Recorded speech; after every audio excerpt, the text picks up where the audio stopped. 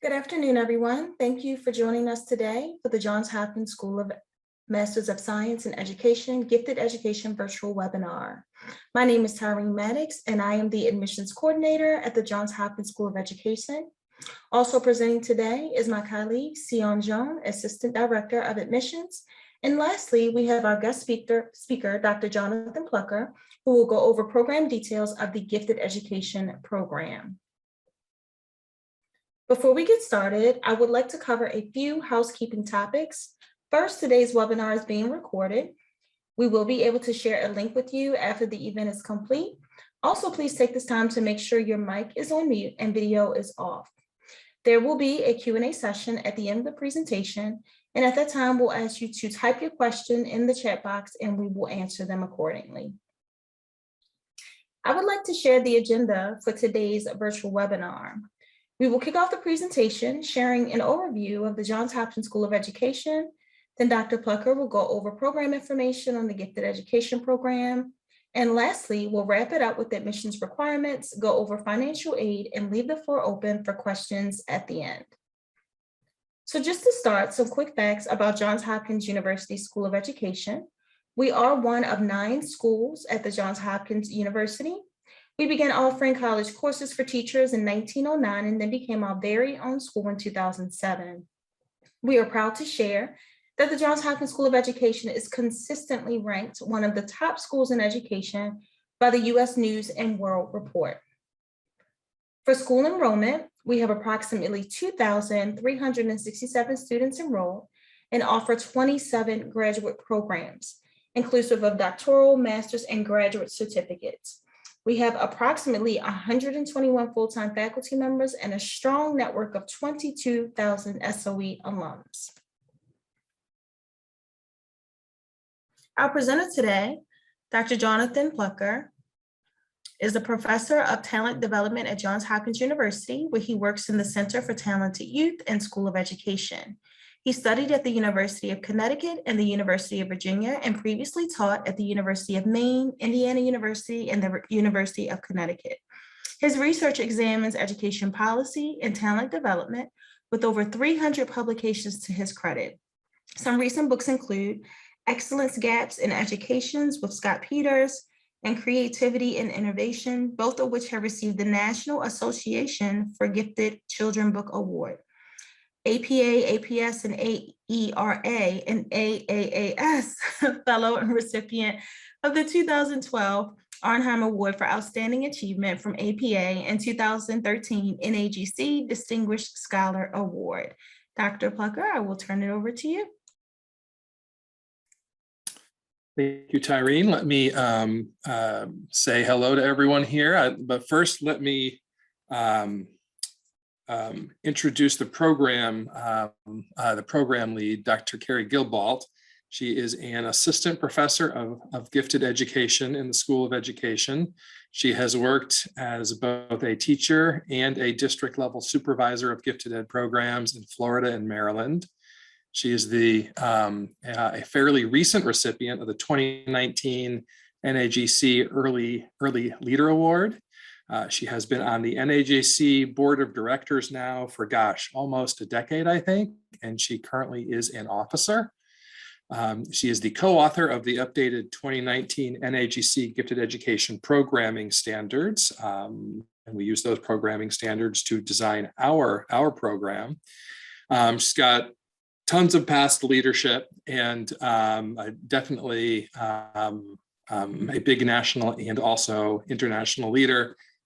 And her work focuses on academic acceleration, parenting the gifted, and social emotional characteristics and needs of the highly gifted. Next slide, please. I'll talk about this more in a few slides, but one of the strengths of our program is that our affiliated faculty are all people with national and even international experiences, reputations, honors. Dr. Stuart Omdahl was a professor of special education and gifted education out in Colorado for about 25 years after about 20 years as an elementary school teacher. Dr. Kimberly Chandler is one of the country's top advanced education curriculum experts. Dr. Joy Davis has done a great deal of work on social emotional development, curriculum development, classroom modifications, etc. And Dr. Makel, who just joined us full time at Hopkins, I guess almost exactly a year ago now, he was the longtime director for research at the Duke University Talent Identification Program. So there are lots of other roughly similar programs out there that you can find. Many of them are taught mostly by adjuncts.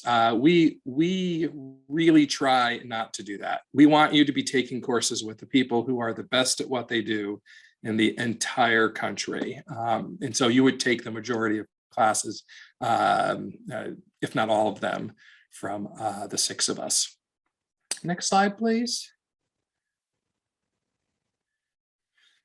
The program is ideal for teachers of the gifted, general and special education teachers, parents, school administrators, district coordinators, AP, IB, magnet school teachers, counselors. Since we moved the program online a handful of years ago, I believe we've had people in every single one of these categories. A lot of programs don't necessarily cater, for example, to parent perspectives, but we have always had parents within our program. And we think that this diversity is a real strength, so that when you're taking classes and you're talking, for example, about social and emotional development, affective development, you're not just talking with teachers about it, you're talking with teachers about it and parents about it and administrators about it, school counselors about it. So you get a really comprehensive set of those different perspectives, which we think is very powerful. Selfishly, it makes it a lot more fun to teach with all those different perspectives in the room, so to speak. Next slide, please. So both the certificate program and the master's degree are now delivered fully online. And let's go to the next slide. We can jump into the master's. It is a 33 credit, essentially 11 course Masters of Science in Education with a concentration in gifted education. It is designed to prepare you for both teaching and leadership roles within the field of gifted ed. And we are definitely emphasizing in these courses sort of what the latest research tells us. And one very nice thing about this Hopkins program is that those of us who actually teach in it are also doing the latest research. We're the ones doing these studies in school districts, working with parent groups on various projects and interventions, working with state departments of education on how to design these courses better, and how to design these learning experiences better. So we're doing that work, and then we're turning around and then we're immediately sharing it with you in these classes. All of our courses, all of our coursework are certainly guided by the latest National Association for Gifted Children and Council for Exceptional Children programming standards. And in fact, they are revising the CEC and NAGC standards now. Several Hopkins faculty are actually involved with that process. And so we do work really hard to stay cutting edge. Next slide, please. The certificate program is a 6-course, 18-credit graduate certificate in gifted educations designed for educators who would like the Maryland State Department of Education Gifted and Talented Specialist certification. those 6 core courses, which are also the 6 core courses for the master's degree, include Foundations of Gifted Ed, Characteristics of Gifted Learners, and it allows you to focus on what we think are a fairly comprehensive set of necessary skills: curriculum, instruction, assessment to meet the needs of advanced students in their classrooms and also outside of their classrooms. We have several pilot programs where we're actually experimenting with how to design after-school experiences, in part because for many students, believe it or not, they spend as much time in after-school programs every day as they do within sort of regular school day programs. So we think that after school is sort of a cutting edge space, and so we've been studying that in several different places. All right, next slide. Maryland state certification. Both of our programs are designed to meet Maryland state certification. If you want Maryland state certification, I realize that that those of you who signed up are coming from all over the country and actually all over the world. You have to have completed 27 months, essentially 3 years of teaching, and have a master's degree in order to get that state certification. Just as an FYI, for those, for example, who are parents or don't care about that certification, we obviously, I'm trying to think of the right word here. We waive that requirement, I guess, if it isn't relevant to you. Next slide. This is really more program structure than curriculum structure. You have 5 years to complete the program from the time that you start it. Since Dr. Gilbalt and I were asked to take the program over, I guess, 5 years ago now, I don't think we've had anyone who's come close to 5 years. We've been able to get people through at a fairly nice clip. The graduate certificate usually completed in 1.5 to 2 years. It depends if you want to take summer courses and things like that. And all students are asked to take at least 2 3-credit courses each semester. Master's students, 2 to 2.5 years in the online program seems to be the average. So fairly standard for programs like this. And next slide, please. Advantages. We are very firm believers that equity and closing excellence gaps has to be part of everything that we do when we're talking about advanced education. To be a bit glib about it, we know how to design programs for advanced students that are not equitable. The field's been doing that for over 100 years. But there's been this explosion over the past decade, especially the last, I'd say, 5 to 6 years, in all of the different studies, pilot programs, just what we've learned about how to promote advanced achievement for all students, and really taking that tight equity lens. And so if you don't want to hear about equity and excellence gaps, then we are not the program for you, because we talk about it a lot. And again, it's not just talking about it, it's actually sharing what we're doing out in school districts, communities all over the country, trying to provide equitable opportunities for this. So it's very, very exciting.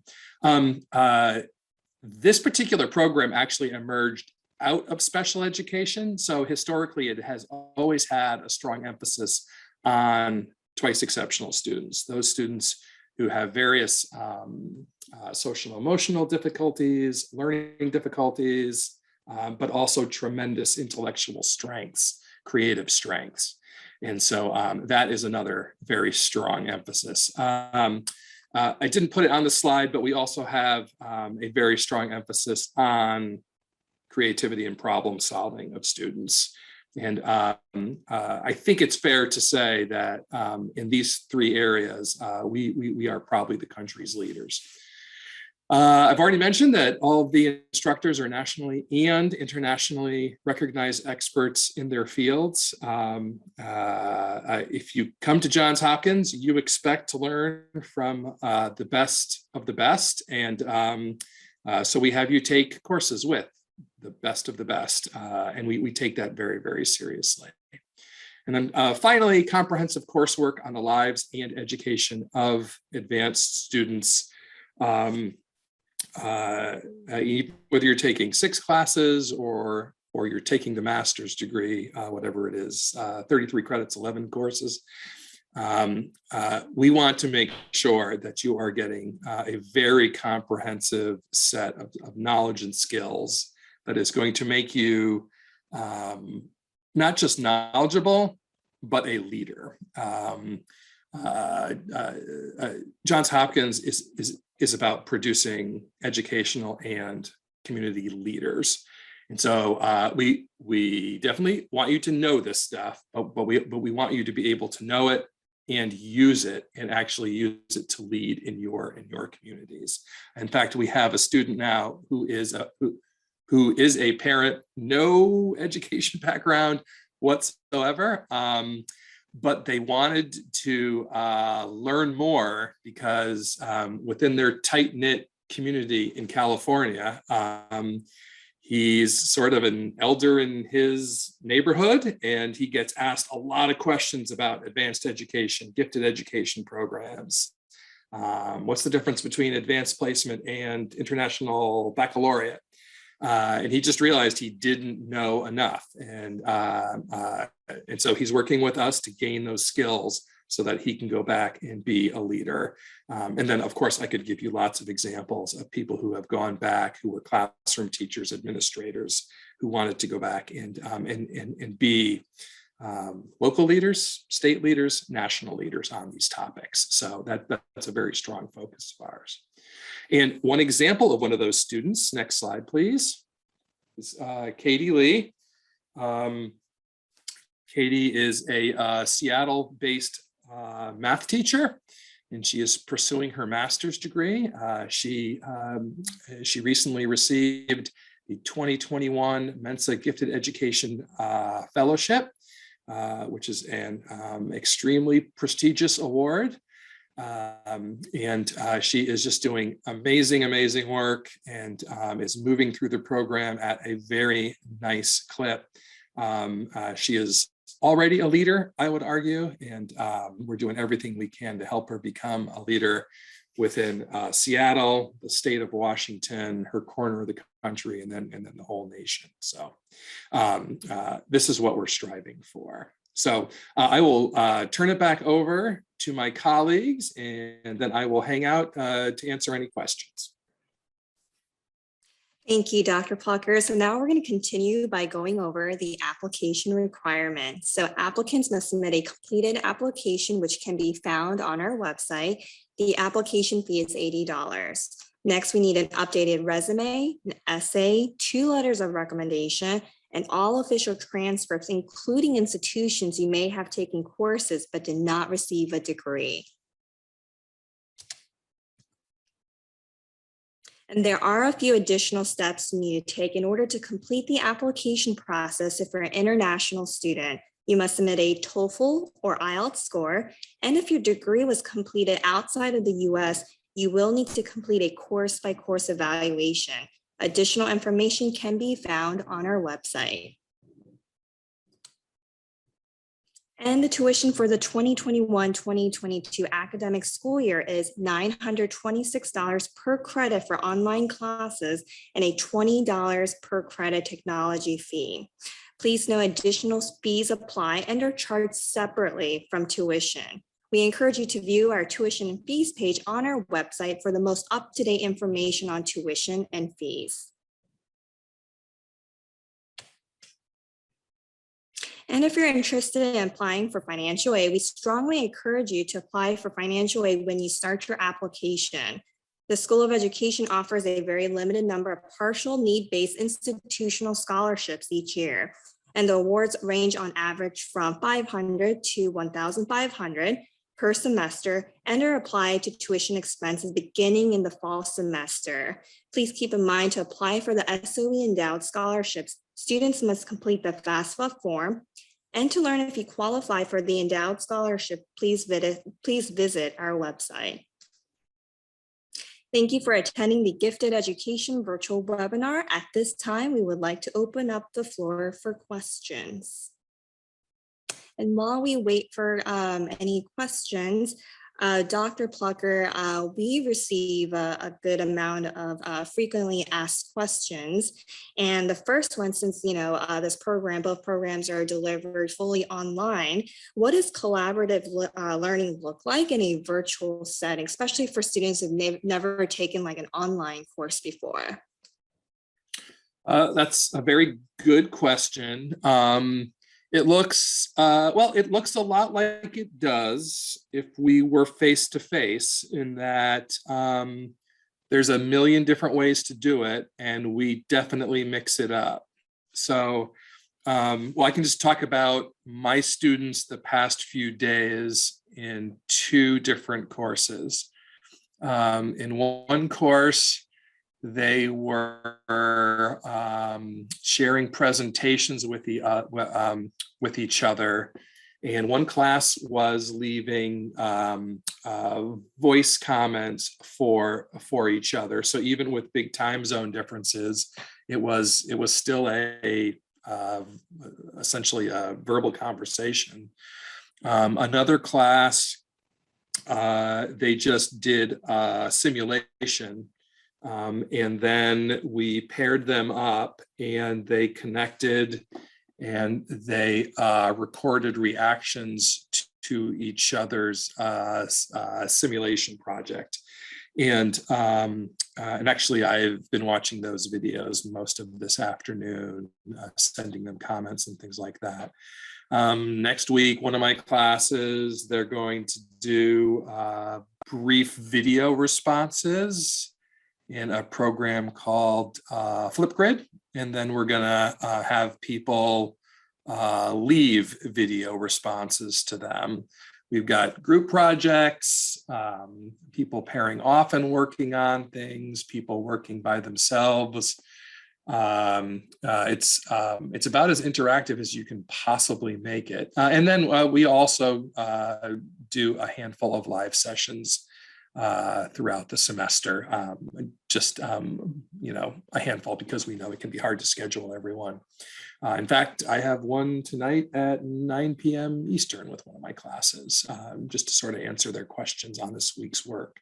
So that's generally what it looks like, but it's hard to give a definitive answer just because there's a million different ways to do it. And just to keep things really interesting and super engaging, we like to use them all. So. Thank you, Dr. Plucker. The next question we get is, I'm sure you have students who work full-time and then go to attend school part-time. So approximately how many hours do your students spend on coursework per week? That's a good question. I mean, it probably depends on the course and the person, obviously. I think all of the students in my gifted ed seminar course right now work full time. I would say each course probably in online. Boy, I really even hate to guess. I'm going to say there's a pretty big range. I'm going to say some probably put in 2 to 3 hours a week, and others put in 4 to 6. There's a lot of real estate between those two extremes, though. So I'd say 3 to 4 hours, maybe. I mean, it depends if there's a big project coming due, or back to the first question, how much interaction there is scheduled into things. But we don't like to overload students with things like reading. Again, we want you to read the most cutting edge material, the best material we know what that is. And so we're not going to have you read 15 articles when like reading 2 is going to get the job done very, very well. And so we try to be very, very efficient with things like that. Awesome. Thank you, Dr. Plucker. So I've gotten this question in the past. So how does the faculty handle varied levels of readiness among the cohort?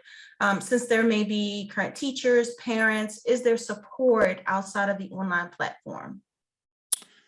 Absolutely. I can't remember the last time I had a class where everyone had roughly the same preparation level. Someone who's, again, back to my previous example, someone who's a parent, a community leader, but with no education background whatsoever is going to need a lot more help. And so we work with them outside of class. We actually worked with them before they even took their first class to make sure that they had some good background knowledge and understanding. And we definitely factor that in.